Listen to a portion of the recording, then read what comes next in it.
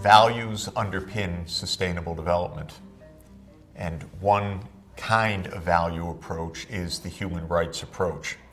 The idea that every human being on the planet, within any political system, has human rights, and human rights of 5 sorts, as I have mentioned. Civil rights as citizens, political rights to participate in governance, economic rights that define the right of individuals to meet basic needs, social rights, the right to live in secure families and communities, and cultural rights, the right to participate in one's culture.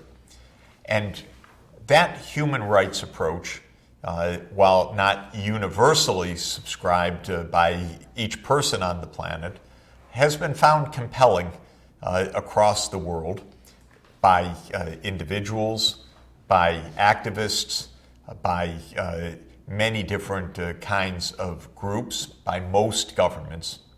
And it has become enshrined in a very important way in international law and in the norms of the international political and diplomatic system under the United Nations. When the United Nations was formed at the end of World War II, one of the first great steps of the United Nations, a few years after its founding in 1948, at the urging of Eleanor Roosevelt, the former First Lady of the United States and a great champion of human rights, was the adoption by the member states of the United Nations of the Universal Declaration of Human Rights.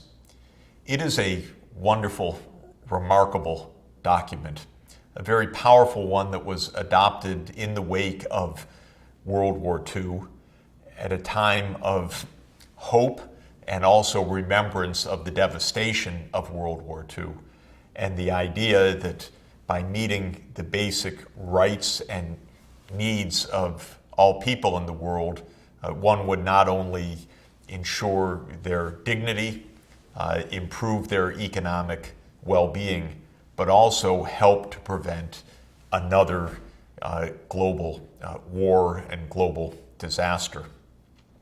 The Universal Declaration is, in essence, the moral charter of the United Nations. The UN has its legal charter, which defines its institutions, its functioning, the selection of the Secretary General, the operations of the Security Council and the General Assembly. It is itself an extremely important document of international law and practice. But the Universal Declaration of Human Rights is the moral heart and soul of the United Nations. And when the UN takes actions in the area of economic development or protecting the environment, or protecting refugees, or addressing natural disasters.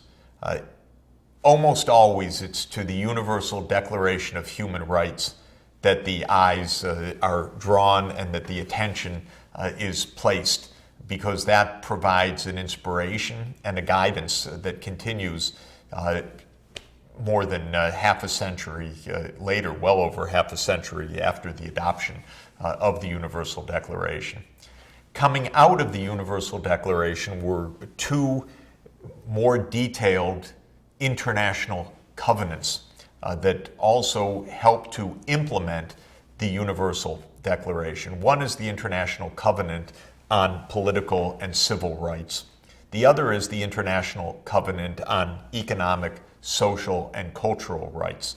So between those 2 covenants, one covers the 5 main areas of human rights. Most of the governments subscribed to both of those covenants.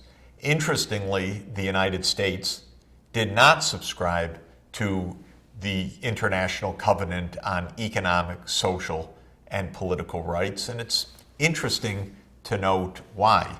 While many, many Americans, including myself, certainly agree with the International Covenant on Economic, Social, and Cultural Rights, the libertarian streak in the United States, which goes back to the founding of the U.S. as it broke away from Great Britain. The libertarian streak, which takes the view that government's main role is to provide defense, security, and private property, but not to do more than that because of the risks to liberty. That libertarian streak in part of American politics said we don't want to guarantee or to underpin or to encourage the idea of economic rights, because economic rights means economic responsibilities too, especially for the rich.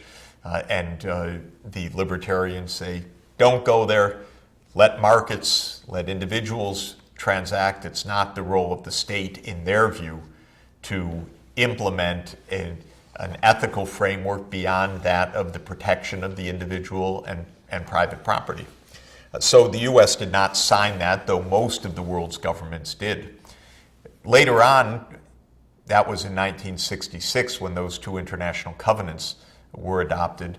The UN has adopted many more specific, ambitious goals around meeting the basic needs. The most important by far, we've noted, have been the Millennium Development Goals adopted in the year 2000. And I'll note in just a few minutes that those two took their inspiration from the Universal Declaration and from the international covenants, because the Millennium Development Goals were taken from the start as a way to implement, in essence, the human rights to a decent economic life, helping the poor to break free of the poverty trap. Let's go back to the 1948 Universal Declaration. It is so important, and it is a very moving document, which I hope will continue to be honored, respected, read, embraced, and improved upon in the 21st century.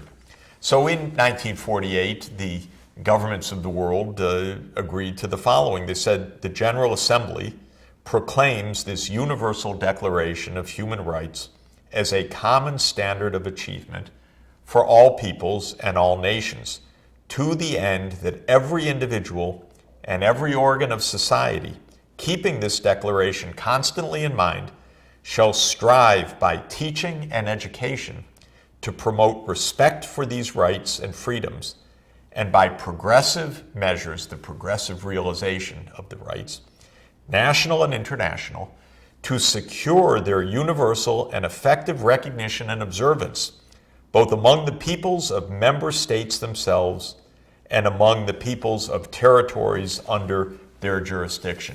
So that is the preamble, more or less, to the Universal Declaration, saying that all of the member states should strive to teach, advocate, and honor and progressively achieve all of the rights of the Declaration itself. Well, there are many rights, and it's a document that bears study, but I wanted to highlight just a few of them. Article 22 calls for the right to social security. In other words, to a guaranteed base so that human dignity and the most basic human needs of water, shelter, clothing, and so forth can be met.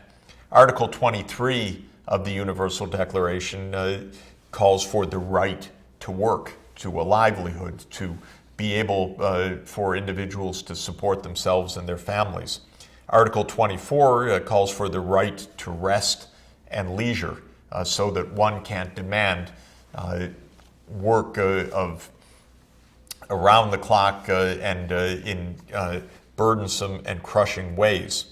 Article 25 says that there is a universal right to a standard of living adequate for the health and well-being of the individual himself and of his family, including food, clothing, housing, and medical care, and necessary social services, and the right to security in the event of unemployment, sickness, disability, widowhood, old age, or other lack of livelihood in circumstances beyond his control. Motherhood and childhood are entitled to special care and assistance. What a remarkable, bold statement. How unmet that remains today, we know, with more than 1 billion people still living in extreme poverty. These goals, even according to the founders of the Universal Declaration, would not be achieved instantly. They would only be realized progressively. But progressive might mean time is up, time to meet these needs. And we know, as we've discussed, that meeting the basic needs of all is within reach. The end of poverty in its extreme form is itself within reach in our generation. Article 26 says that everyone has a right to education. Education shall be free, at least in the elementary and fundamental stages. Elementary education shall be compulsory. Merit good should apply to everyone in the world.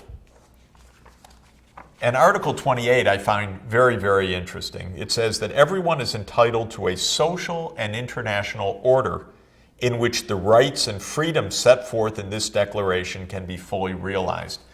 In other words, this is not just an empty statement of wishes. This is a call for a political order and a social order in which these rights can be progressively realized. And I think that this is a key point. One could still be cynical and say, doesn't matter, it's just words on a page. Governments don't have to do this. But it really does say more than that, and the effects are more powerful than just the cynical view that they can easily be discarded.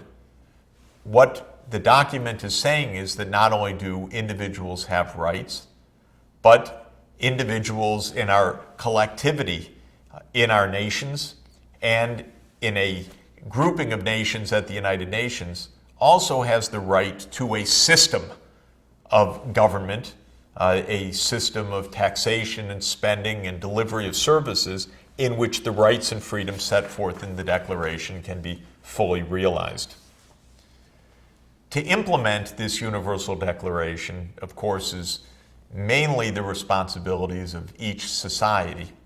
But the international covenants which came in 1966 are more detailed documents that describe more specifically the various rights and more specifically how they are to be realized.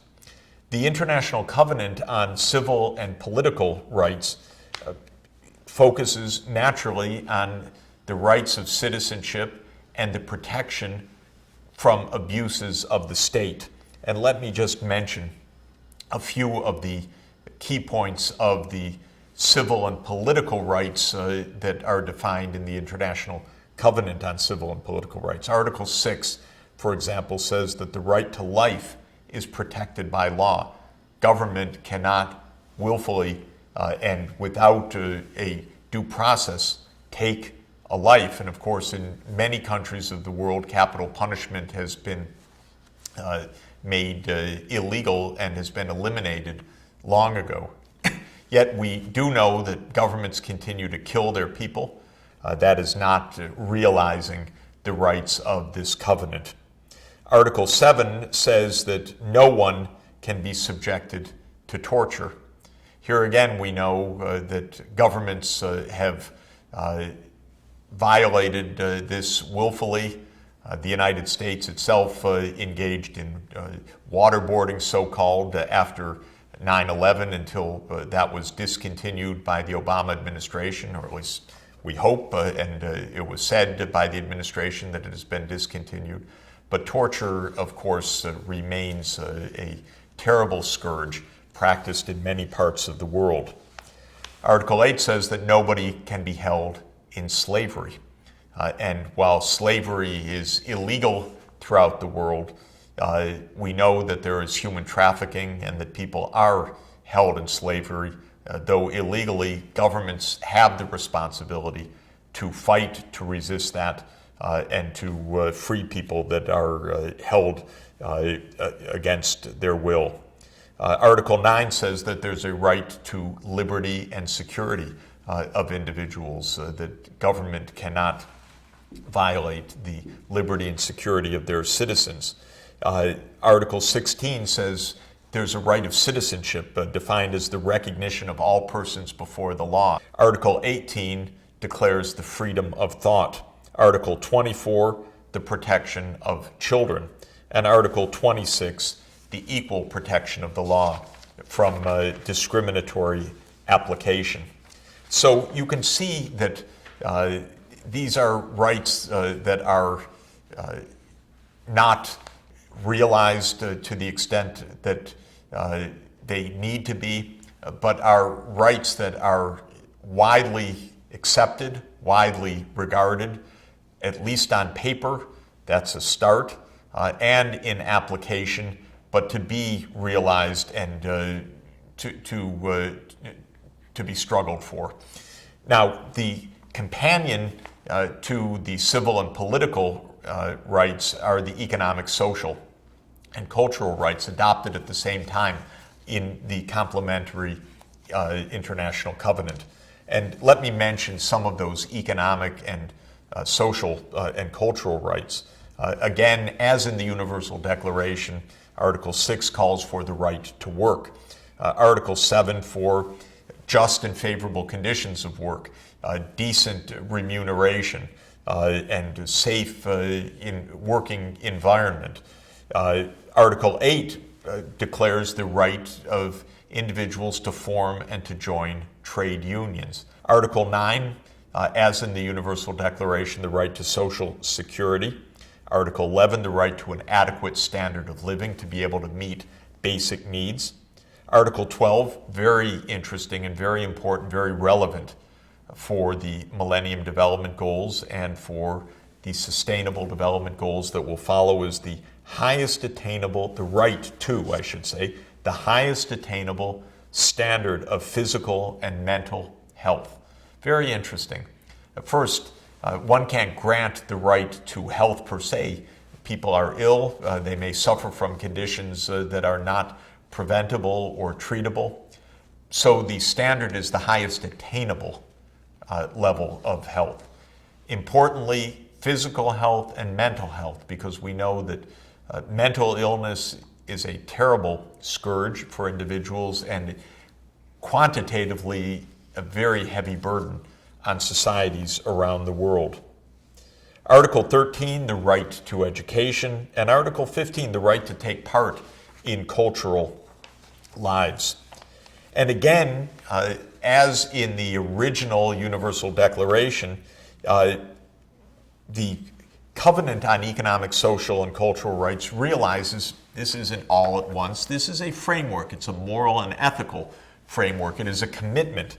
And the way that it is defined is that each state party to this covenant undertakes steps individually and through international assistance and cooperation, and to the maximum extent of its available resources, to honor these rights, and then, quote, with a view to achieving progressively the full realization of the rights recognized in this covenant. So this is a call on us. It's to turn values into practice. And while cynics may say, so what, practice shows differently. These values do reach the heart. They do move governments. They can make a big difference. And I think this has been nowhere more clear than in the Millennium Development Goal effort. Initiated in September 2000, you'll recall, by the world leaders gathered at the United Nations, and providing a motivation to meet these basic needs in health, in education, in gender equality, in at least a minimum standard of living. And when the MDGs were launched in September 2000, in the Millennium Declaration, which framed them and which looked to the Universal Declaration of Human Rights, the government said, we will spare no effort to free our fellow men, women, and children from the abject and dehumanizing conditions of extreme poverty to which more than 1 billion of them are currently subjected. We are committed to making the right to development a reality for everyone and to freeing the entire human race from want. Human rights at the core of this development agenda, a motivation, a set of legal agreements, and a moral heart of the United Nations and of the sustainable development efforts in the years ahead.